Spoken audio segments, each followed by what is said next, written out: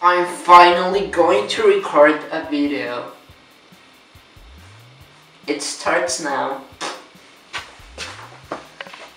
So, I'm here filming this. My last video was 4 months ago. I know it's been a long time, but university has been killing me. Seriously, it's been doing that. I still have a lot of work to do, but I just decided to do this.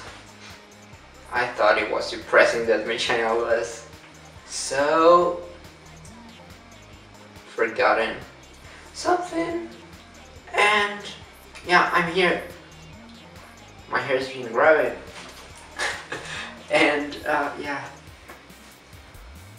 it's like down my let me see here. So yeah, you see down there. It's been 3 years and 2 months of growing it, and yeah, I'm planning to grow it longer. I want like all this curliness thing going right in here to go down to my waist, something around here when curly. So when straight, it's gonna be like down my thighs or something like that. It's gonna take a long time now. Well, but it's gonna be there someday. Yeah, and I love my hair. And a lot of it fell down a year ago because I was literally eating so little that some hair fell off without me noticing it, like a couple of months ago. And you can see, like, well, here I have these little strands. It's so stupid, I don't know. Like, you see, they're so short. Well, when pulled, they're like this, but they're like this short. And I have them all over my head. Like, there's some of them in here, and more in here, and in here. And I mean, I can take these and get out, pull out, pull out, pull out, and they come out. So that's a fucking terrible thing. Do not stir. Eat quesadillas like me. Be healthy, you know. Don't lose your hair. No, do not stir. It's bad. So, talking about the hair I lost around a year ago because I was starving, brings me to the topic of hair loss. Hair loss, there are different types of it. It can be due to stress, due to starving, and hormonal, like androgenetic alopecia. There's like other types of alopecia, and well, I'm gonna talk about 2 of them, the ones that I've experienced in the last years. So that's one type, when I lost it because I starved. And the other one, the androgenetic one, is because male people have testosterone, and that's an androgen. Well, then it gets mixed with something called 5-alpha reductase. It's an enzyme, or enzyme. Do you know how to pronounce it? And then they get mixed, and they produce this androgen called dihydrotestosterone. That thing goes all around your bloodstream, traveling through your tissues and creating all those secondary sexual characteristics like hair in here and all over there and muscle and all that fucking crap bullshit. And also, it reaches your hair follicles. When it reaches them, what happens is that certain hormones have different reactions in tissues. They are predisposed genetically, like the follicles all around your head, your face, are predisposed to grow when certain hormones reach it. I mean, mammary glandules, like, no, in here I don't know how to pronounce it also, get estrogen, they grow. I mean, if I suddenly started taking estrogen, I will start growing boobs. It's like, it's something funny. Our bodies react to what they're exposed to. So, your follicles are also programmed to shrink when you're exposed to that. And that's a shitty thing. But there are some solutions. 3 years ago, when I was freaking out, because here's the story. I had a party here, and I started noticing that it wasn't like that before. So I started freaking out because I knew my hair was going away. That wasn't a good thing. I was just starting to grow my hair, and no, please no. So I researched all this that I just told you, and I found something called finasteride. What this does is that it inhibits the enzyme 5-alpha reductase, so it doesn't get mixed with testosterone, and therefore DHT is no longer all over your bloodstream. Your hair won't fall out. But one thing is that I also researched about that enzyme, and what happens is that it is produced in 2 parts of your body, in the testicles and also in your brain.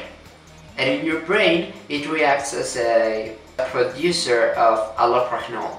So then I researched about that too, and allopurinol is supposed to take a role in how your mood is. So finasteride has these side effects in which it can make you feel dull or tired all day, like not having any motivation, like I always do. I already have depression, so that's not a good thing. So I skipped that. Then I also found minoxidil, and I don't use it also, because that thing is supposed to work only for 5 years, and that's not something I want. And also there's a side effect on that when you start using it, your cycles get restarted, your hair cycles. So your hair falls out and then it starts growing with a new longer cycle. But that's not a good thing in my case, because I mean, I have this fucking long hair and I'm not gonna shed it all just using that. And also it is mixed with alcohol, and that could dry out my scalp a lot. And if it's only gonna work for 5 years, that's not a good idea. I want something to block my DHT like forever, I mean in my scalp. So I didn't use it, and I kept researching, and I found a site called Skin Biology. And what I found there is something called Hairloss solution. And this shit is supposed to be a natural anti-androgen. And I don't remember all the ingredients, so I can put it in the description bar and a link to the website where it says all the ingredients. And also this, it's emu oil. I don't know how to pronounce it. It's spelled EMU oil. So it helps in getting the substances into your skin, and also as an anti-androgen, a DHT inhibitor, so it could help this reach my follicles. And make them flourish. So I've been using this, and after a couple of months that I started using this 3 years ago, I started noticing little hairs all around my temples and the back. And you can see that with this hair loss, you lose hair at the temples, so receding hairline, and at the back also.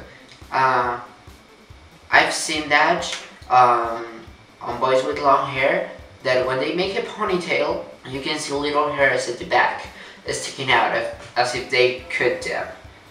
But no, they're just like that because the face has been shrinking and it's like just growing a little bit. And also when they make that ponytail, you see that it's really thin.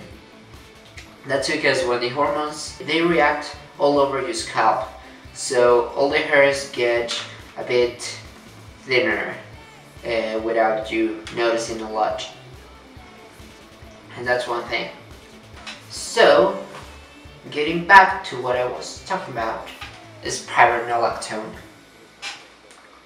I started taking it like 8 months ago, and I bought it like 2 years ago, but I didn't use it because it was a drug and I was afraid of it getting into my body and something. But I'm gonna talk about it. It's this S5 cream. I bought it at hairlosstalk.com. It's an anti-androgen and also a diuretic. They use it for acne because acne is produced by androgens, as I already talked to some people. Diuretic, so it could make your skin dry, and I was afraid of that too. But I've been using it for 8 months and nothing like that has happened. And I keep noticing little hairs growing all around my existing hair. Little tiny shits getting longer. So that's a good thing. And for hair loss, that's what I can say. And I also massage my scalp, like when I apply those things. When I am taking a shower, like I just massage it like this. It feels really good. So that's why I haven't experienced what others have in terms of androgenetic hair loss. Because I mean, I look at some friends that I've been knowing for a couple of years, and I remember that they have more hair around everywhere in here. Oh fuck. Yeah, it didn't break. I noticed that their hair wasn't like that before, and it gets back and back and back, and I am like, ugh, it hurts so bad. But, well, it's not the case with me. I've been using these things, and yeah, my hair is good now. I eat well, and I use those things, so my hair is not full. It's gonna be here for a long time. I will get depressed if it suddenly started falling out with no reason. So yeah, that's it. And you can suggest me like other topics to talk about. And I'll go now. Goodbye.